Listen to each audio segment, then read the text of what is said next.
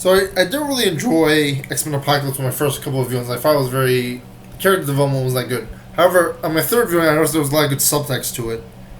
Throughout the film, Apocalypse was just gain power and immortality. And there are many uses of news media in this. How other way to become immortal than through the news? He was a god in Egypt. Egypt is often associated with gods, and Egypt is associated with history. Now he must gain power not through paper and papyrus, but through, like, the radios that he listens to in Egypt or the Middle East, or the televisions with Ronald Reagan showings in the film. There was Nixon. There was the first one, Johnson. It wasn't the first film. Anyway, the Cuban Missile Crisis, Nixon in Vietnam. These were big events that happened in the X-Men films, big historical things, and I feel like they have a little bit out of this too. Reagan has brought us into the modern era and possibly ends this trilogy, as mentioned with the Return of the Jedi reference. Reagan, is he a bad guy like the Cuban Missile Crisis, people trying to shoot the mutants, and Nixon as well?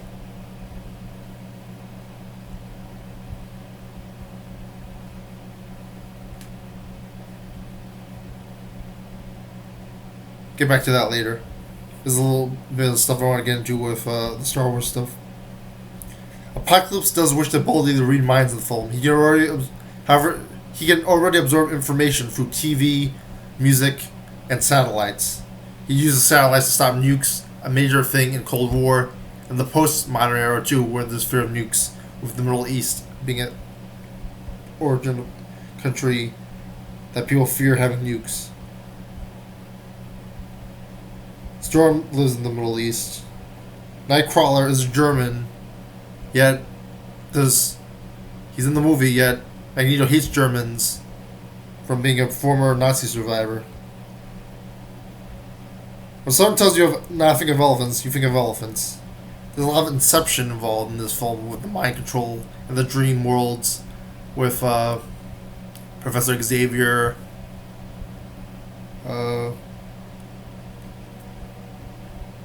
Scott Summers not wanting to become a bully, but he's forced to just to react with his powers and stuff. Also, the Nazis not only pursue the Poles and the Jews, but also the gays.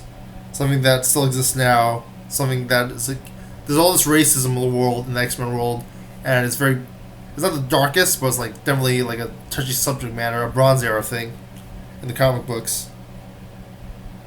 I do wonder like if there's any of that in the X-Men films. They do have like that don't tell policy thing in the first film with X-Men First Class, which is a reference, but it's not like an exact reference. It just shows you like how the world doesn't change that much, even though it changes a little. Something interesting of use is the use of Ronald Reagan. Despite no actual uses of the Cold War or end of the Cold War, there are some things to think about. The Russians and U.S. both fired nukes into Cuba in the end of X-Men 60s, or cruise missile at least. Nixon was a bad guy for cloning off his opponents, and X-Men is a future past, and Reagan is a force in this movie.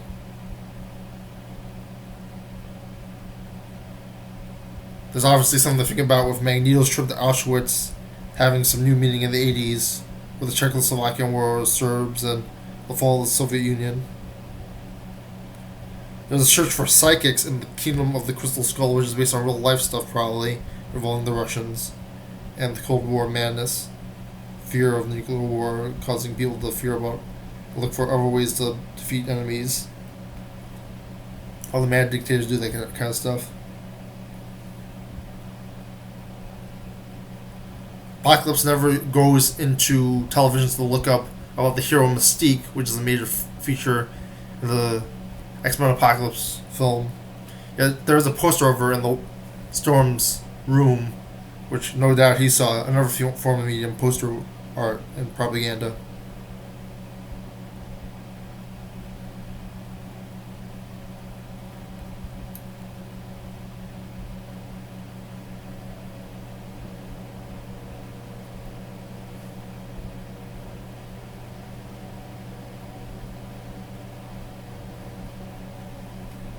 Apocalypse isn't really about teamwork, yet he wants to mind control people.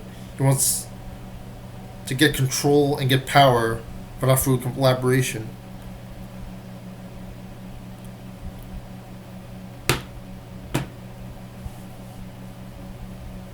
Basically, the whole thing about Apocalypse is that he control. You never see his powers prior to the 1980s when he reemerges, and that might have been when I don't know if it was the 80s or the 90s where he got big again. He gains powers through. He can create matter, and it's interesting in a world of postmodernism and virtual reality how he can do that now. He gets power. He learns of the world through music and TV and satellites, all forms of telecommunications, bring us to our world. Very virtual reality and postmodern. That's my train of thought, but this is my first draft and notes for this anyway.